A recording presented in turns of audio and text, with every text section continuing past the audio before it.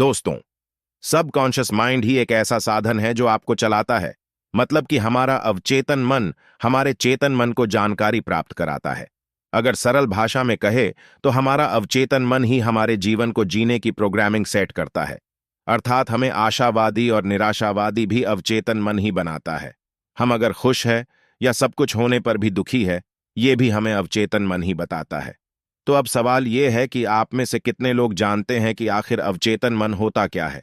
तो चलिए कुछ और अवचेतन मन के रहस्य से जुड़ी बातें आपको बताते हैं। अभी हम बात करेंगे कि हमारे रोजमर्रा के जीवन में अवचेतन मन बहुत बड़ी भूमिका निभाता है। देखिए, पहले तो इस बात को समझिए कि अवचेतन मन कोई प्रोडक्ट या हमारे शरीर का कोई अंग नहीं है। आप इसे इस तरह समझने की कोशिश करें कि अवचेतन मन हमारे अंदर का एक और मन है जो हमारे चेतन मन के द्वारा काम करता है। मतलब कि ये अवचेतन मन वही करता है जो हमारा चेतन मन उसे संदेश देता है। दरअसल हमारी जीवन शैली ही अवचेतन मन पर निर्धारित होती है और हमारे अंदर के विश्वास जीवन के अब तक के अनुभव और यादों को संग्रहीत करता है। इसका सीधा सा अर्थ यह है, आपने अब तक के जीवन में जो कुछ भी किया, वह जो कुछ भी आपके साथ घटित हुआ, वो सब हमारे अवचेतन मन में स्टोर होकर एक डेटा बैंक की तरह काम करता है और चेतन मन प्राप्त होने वाली जानकारी का विश्लेषण करता है। अब आप सोच रहे होंगे कि ये चेतन मन क्या है, तो चलिए अब हम आपको इन दोनों में अंतर समझाते हैं। कॉन्शियस माइंड हमारे बाहरी दुनिया से जानकारी प्राप्त करता है और इसी तरह हमारा कॉन्शियस माइंड हमारे सब कॉन्शियस माइंड को संदेश देता है। दरअसल कॉन्शियस माइंड हमारी दिमागी शक्ति का कुल 10% है और सब कॉन्शियस माइंड हमारी दिमागी शक्ति का 90% है।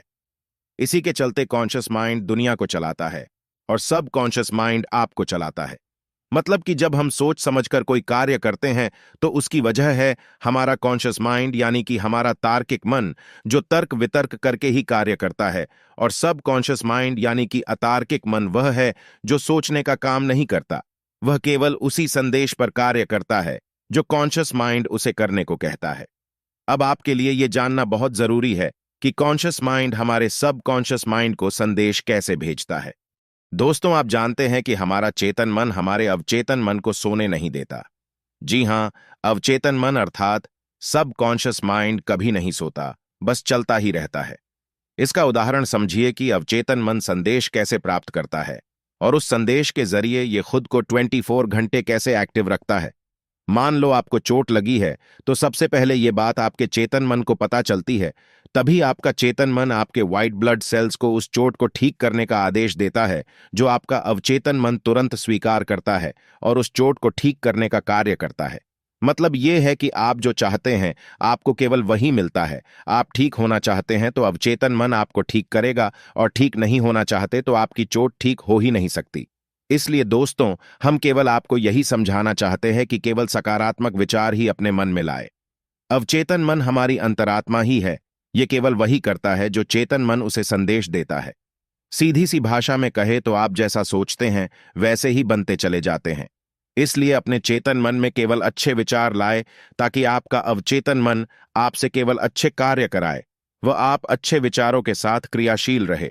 आपके माइंड के अंदर इतनी पावर होती है जिसके बारे में आप सोच भी नहीं सकते हैं। कोई भी इंसान बाहरी दुनिया में सफल होने से पहले वो अपने अंदर सफल होता है, क्योंकि सफल होने के लिए आपके पास एक अच्छा माइंडसेट होना जरूरी है। एक बार टोनी रॉबिन ने कहा था, आपकी सफलता में 20% केवल वर्क होता है, बाकी 80% आपका माइंडसेट होता है कि आप किस तरीके से किसी चीज को करते हैं। इससे आप समझ सकते हैं कि आपकी सफलता में मन का कितना योगदान होता है। तो यदि आप अपने लाइफ में सफल होना चाहते हैं तो आपको एक अच्छा माइंडसेट बनाने की कोशिश करनी चाहिए ताकि आप किसी भी सिचुएशन में सही डिसीजन ले सके। तो एक अच्छा माइंडसेट बनाने के लिए आपको सबसे पहले सीखना होगा कि आपका माइंड कैसे काम करता है। हमारे माइंड का जो मेन इंग्रेडिएंट्स होता है, जिससे हमारा मन सबसे ज्यादा प्रभावित होता है, वो हमारे थॉट है। हम जिस प्रकार के विचारों को अपने मन में सोचते हैं वैसी हमारी जिंदगी होती है। यदि आप सोचते हैं कि मैं अच्छा नहीं हूं, लोग मेरे काम का हमेशा मजाक मानते हैं, मैं अपनी लाइफ में सफल नहीं हो सकता, तो आपके इन विचारों का आपकी जिंदगी पर बहुत असर होता है। आप धीरे धीरे वैसा बनाने लगते हैं, क्योंकि आप अपने मन में जैसी बातें करते हैं वैसी आपकी जिंदगी होती है।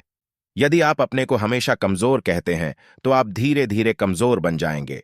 वही यदि आप इसके विपरीत ये सोचते हैं कि मैं अपनी जिंदगी में सफल हो सकता हूं, मेरे सामने जितनी भी समस्या आएगी, मैं उसको हल करके अपनी जिंदगी में ग्रो करूंगा, तो आपके अंदर एक अलग माइंडसेट बनना शुरू होगा। आप हर सिचुएशन को अलग नजरिए से देखोगे। हमारे माइंड का एक आसान सा नियम है, यदि आप किसी विचार को बार बार अपने माइंड में रिपीट करते हैं, तो आप धीरे धीरे वैसे बनने लगते हैं, चाहे वो विचार सही हो या गलत। हमारे दिमाग को ये नहीं पता होता है कि कौन सा विचार सही है और कौन सा गलत। बस ये रेपिटेशन के आधार पर काम करता है।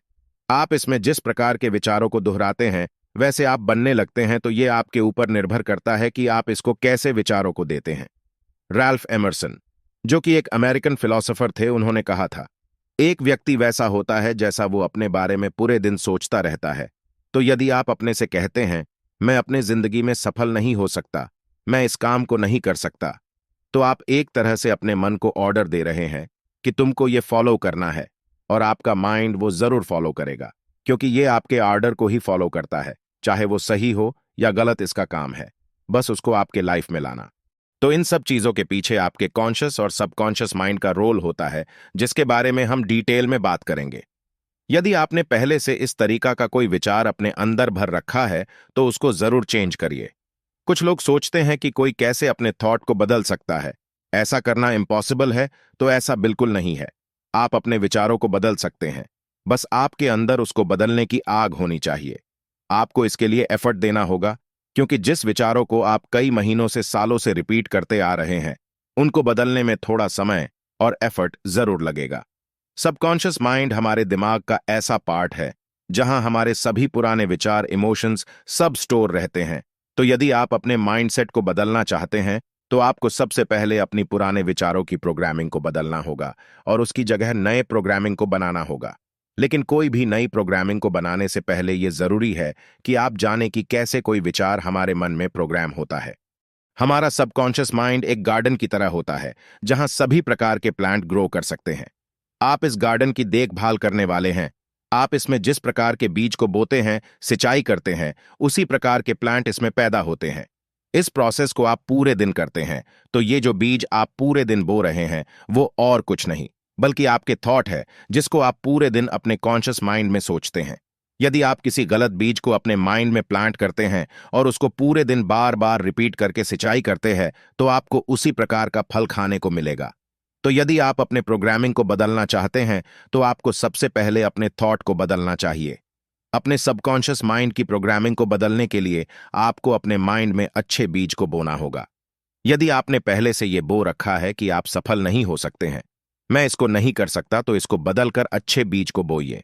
जैसे मैं लाइफ में सफल हो सकता हूं, मैं अपने गोल को पाने के लिए खूब मेहनत करूंगा, मैं जैसा भी हूं अच्छा हूं।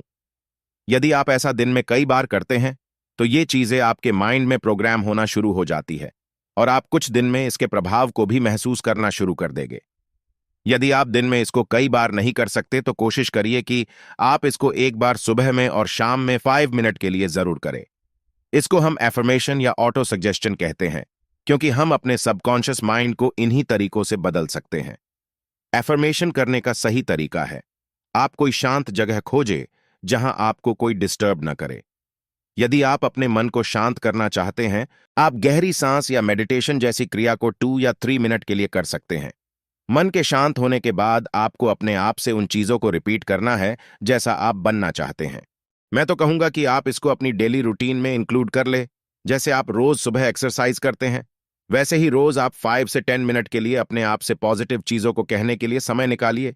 क्योंकि हम पूरे दिन अपने आप से इस तरह बात करते हैं जैसे अपने दुश्मनों से भी नहीं करते होगे, इसलिए कुछ समय अपने आप से पॉजिटिव बातों को कहने के लिए निकालिए। हमारे अवचेतन मन की शक्ति इतनी है जिससे हम कुछ भी उत्पन्न कर सकते हैं, किसी भी समस्या का समाधान प्राप्त कर सकते हैं।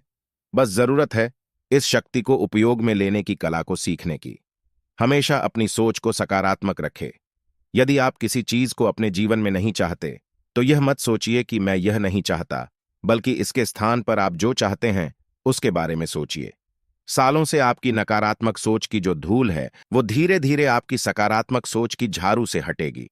इसमें थोड़ा समय लगेगा, लेकिन जब आप धैर्य से अपने चिंतन में लगे रहेंगे, तो ये चमत्कार जल्दी होगा और आपके सपने साकार होंगे।